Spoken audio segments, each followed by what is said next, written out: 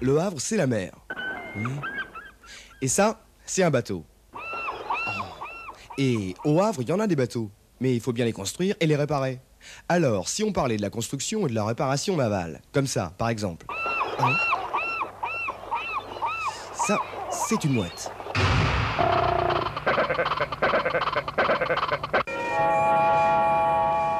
J'avais des ouvriers de Caire.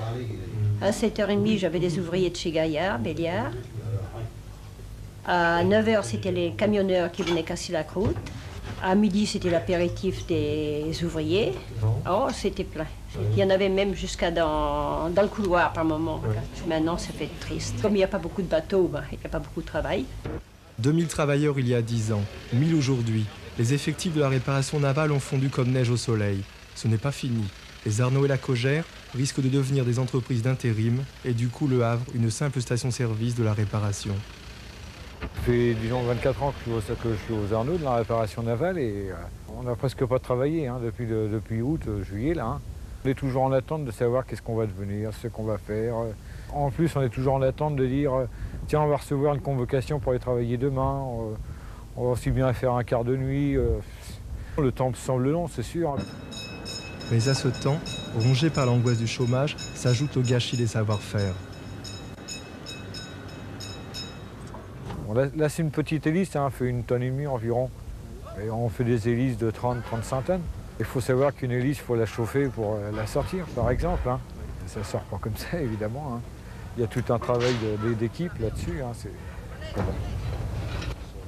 on a des installations qui sont modernes, qui sont techniquement importantes et en plus un personnel qui est parfaitement adapté.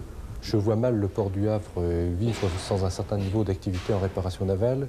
Nous considérons que c'est un atout et une nécessité pour le port du Havre.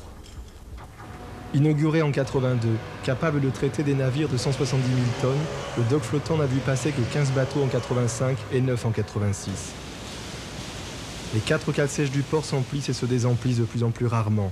Pressés par le temps et l'argent, les armateurs délaissent le Havre.